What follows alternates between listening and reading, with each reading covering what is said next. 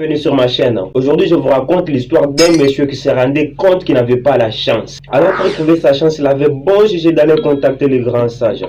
Mais vous savez le problème, il ne connaissait pas l'habitation du grand sage. Vraiment, c'était chou. Cependant, il avait bon jugé de chercher une personne qui connaissait chez le grand sage. Alors, où trouver la personne? C'était encore totalement chaud. Pour mieux faire, il avait bon jugé de se balader sur la rue. Partait seulement comme ça. Mais comme par magie, s'était rencontré avec une personne qui connaissait chez le grand sage. Elle n'avait pas hésité de lui faire le plan du chemin.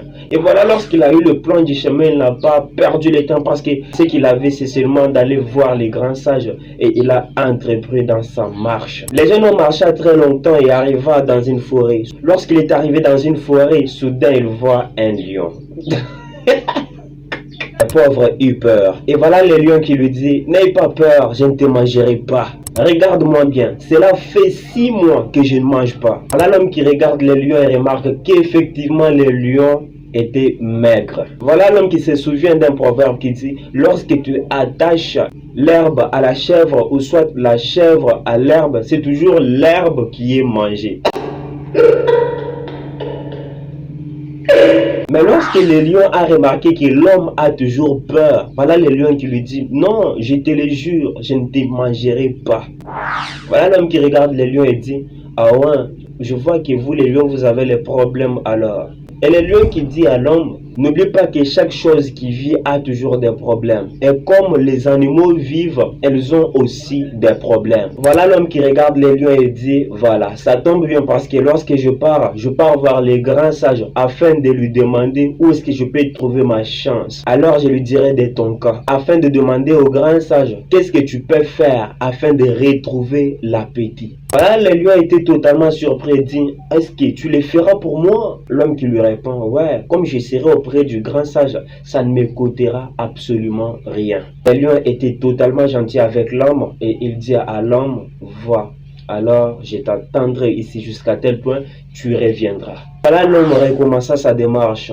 Comme l'homme était totalement fatigué, il arriva quelque part, trouva une bonne ombrage. Et voilà l'homme, comme il était fatigué, il avait bon jugé s'asseoir auprès de l'ombre et s'appuyer sur l'arbre. Voilà l'arbre qui dit à l'homme: et toi, ne t'appuie pas sur moi comme ça, sinon tu risques de me faire tomber. Voilà le jeune homme qui dit à l'arbre et dit: mais toi tu es un arbre qui est tellement solide. Voilà l'arbre qui dit: je vois que vous les êtres humains, l'apparence vous trompe tellement. J'espère que si tu aurais vu donc la santé de mes feuilles, tu devrais te rendre compte que je suis malade. Voilà l'homme qui regarde l'arbre et voit les feuilles totalement bizarres. Et voilà, il dit à l'arbre: ah bon, et vous les arbres, vous avez des problèmes?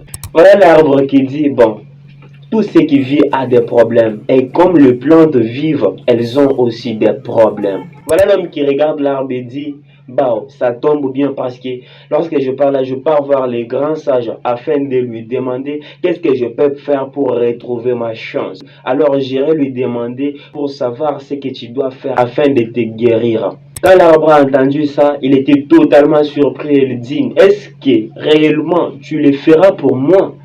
Et l'homme, voilà, comme il était totalement conscient, il lui dit: ça ne me coûtera absolument rien parce que je serai auprès du grand sage. Voilà, l'arbre dit à l'homme: je t'attends ici jusqu'à tel point tu reviendras. Et voilà, l'homme reprend sa marche. Et comme le jeune homme continua sa démarche, il arriva près d'une grotte. Il veut voir, il voit une jeune femme là-dedans. L'homme regarde la femme et dit: comment une si telle belle femme comme ça peut-elle être si triste ainsi? Voilà, la jeune femme dit: je suis jolie mais je suis seule. L'homme dit à la femme: donc tu es triste parce que tu es seule? La femme répond: ouais, je vois que tu l'as toi-même constaté. Le jeune homme dit à la femme: bon, t'inquiète pas parce que ça tombe bien. Lorsque je pars voir les grands sages afin qu'ils puissent me dire où est-ce que je peux retrouver ma chance. Alors je lui demanderai pour ton cas afin qu'on puisse savoir ce que tu peux faire afin d'être heureuse. Voilà, la jeune femme était totalement surprise et dit: est-ce que tu peux le faire pour moi? Et le jeune homme dit: ouais, je dois le faire pour toi parce que ça ne me coûtera absolument rien lorsque je serai auprès du grand sage. Voilà, la femme dit à l'homme: voici alors, je t'attendrai ici jusqu'à tel point tu vas venir parce que je n'ai pas le choix. Le jeune homme poursuit son chemin et arrive à l'habitation du grand sage. Et comme le grand sage était totalement sympa avec tout le monde, il avait accueilli le jeune homme chaleureusement. Et ensuite il lui pose la question, qu'est-ce qui t'amène chez moi? Voilà le jeune homme qui lui répond, je suis venu chercher ma chance. Mais sauf que sur mon chemin, je me suis rencontré avec un lion qui n'avait pas d'appétit. Et ensuite, il y avait un arbre qui était totalement malade. Encore, je me suis rencontré avec une jeune femme qui était seule et triste.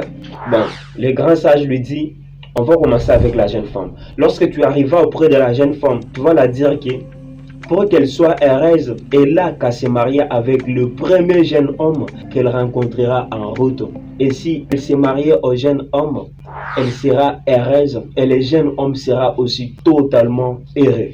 Et tu diras à l'arbre, il y a une personne qui a enterré une caisse d'or en dessous de ses racines. Et c'est cette caisse d'or qui l'empêche de se nourrir et d'être guéri. Alors, pour qu'il soit guéri, il faut qu'une personne enlève cette caisse d'or en dessous de ses racines afin qu'il puisse se nourrir et l'arbre sera totalement guéri. Alors lorsque tu arriveras auprès du lion, tu vas dire au lion, pour retrouver son appétit, il a qu'à manger les petits idiots qu'il va rencontrer en premier.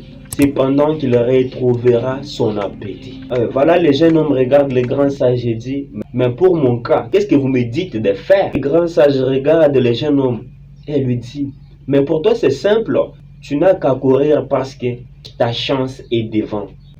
Voilà, le jeune homme s'est mis directement à courir et commence à chanter, ma chance est devant, ma chance est devant, ma chance. En effet, de courir, il arrive près de la femme. Voilà, la femme lui dit, est-ce que tu t'es vu avec le grand sage?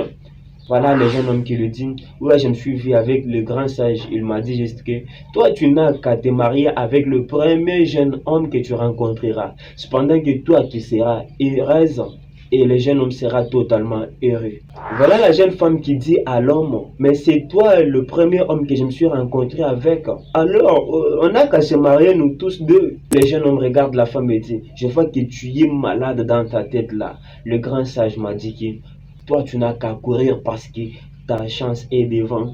À le fait de courir, il arrive auprès de l'arbre. Et voilà l'arbre qui lui dit, est-ce que tu t'es vu avec les grands sages?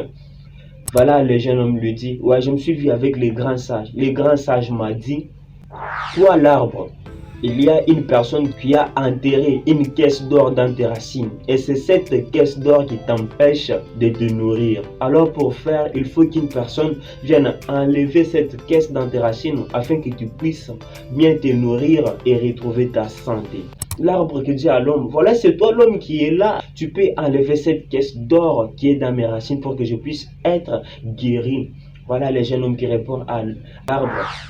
Je vois que toi, tu manques quoi me dire. Tu ne sais pas que le grand sage m'a dit qu'il faut courir parce que ta chance est devant.